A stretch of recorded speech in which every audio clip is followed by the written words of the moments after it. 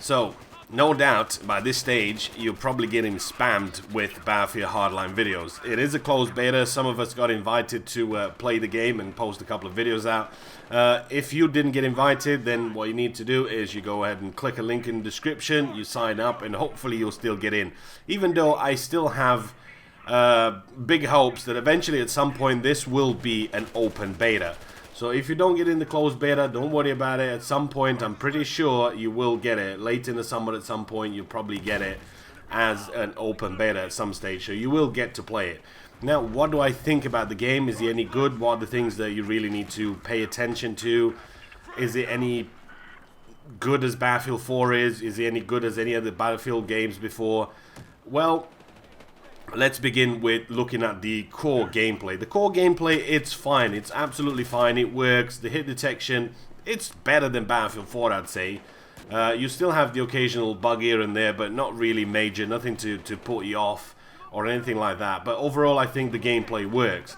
Now, there is a couple of things that will immediately tell you Battlefield, and you're used to the guns, you're used to the M16, you're used to the sort of the revive and stuff like that. It's reskinned sort of Battlefield stuff. There is Payday 2 stuff in it. There is CS stuff in it that you have to buy your guns. You have to buy not your guns. You have to buy you have to actually buy your guns too.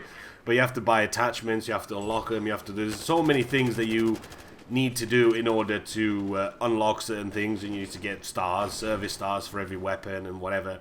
But I think overall, the gameplay is okay as it is. It's nothing major, nothing really fancy. I mean, I know the game's going to come out. It's going to be 50 plus euros in Europe or something like that. So that's going to be $60, $70 or whatever in the US.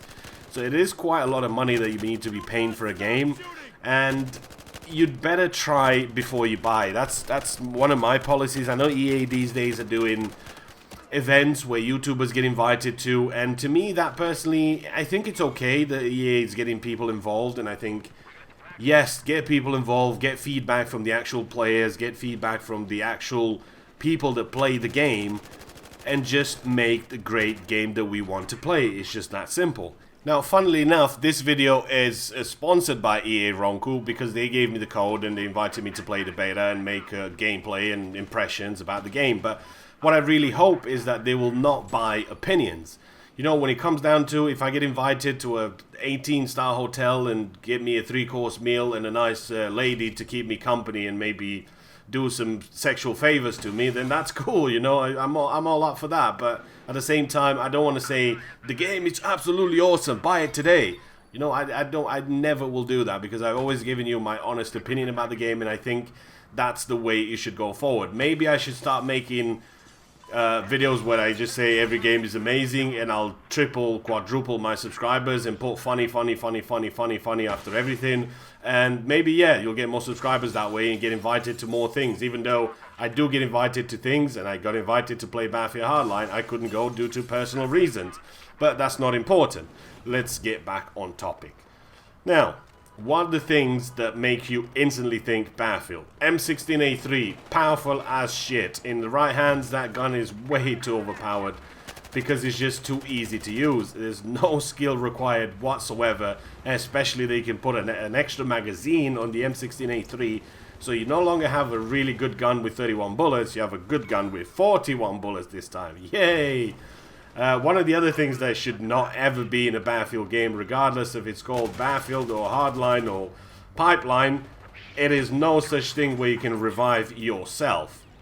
If you get shot in the head or you die in an explosion, you cannot revive yourself. But if you don't, if you get killed anywhere from a shot to the body, then you can revive yourself. That's right, it's called a survivalist.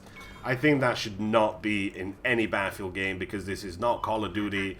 Call of Duty is a different game and this should not be here. The riot shields, pretty fun. It's a 2-hit kill, pretty fun to do. I think that a little bit too overkill because if you honker that down and you just put it down, you crouch, there is nothing that really can shoot through that. It is just that powerful. It's just one of those things that once you've mastered it, you are pretty good when it comes down to using that.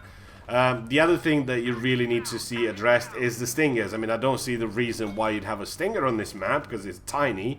and you can shoot the attack helicopters slash little birds with every single gun in the game. You can shoot at them and you can damage them, but it is an option there, so you do have it. Now that does about 38% damage to a helicopter, and that's okay to an extent if the flare worked. The flares don't actually work for this, and it's a 2-shot lock-on with the other attack helicopter. So if I've locked with the attack helicopter and you flared early, or somehow I'm a little bit too close for you so you're not able to flare, it is game over. So there's no skill required whatsoever when it comes down to lock-ons. That really needs to be addressed and needs to be changed.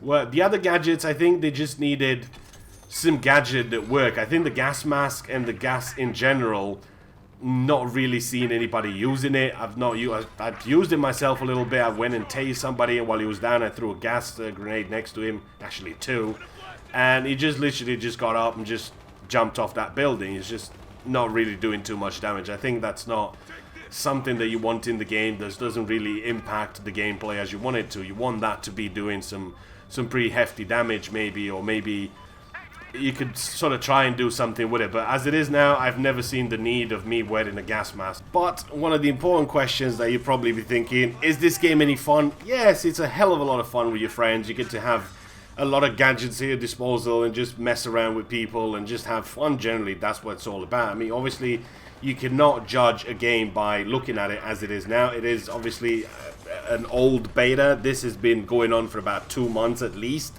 People have been invited to play this game a good 6 weeks ago, so they would have had that done and tested by themselves weeks before that. So this is 2 months old. Even though we're getting some new updates, I'm still hoping that even though the beta is going to run for quite some time now, it's going to have some sort of extra map and maybe another game mode. That would be really amazing, so you can actually give a bit of feedback back to the community for this. But as it is so far, you can't base your decision on 2 game modes in a single map. It's just that simple.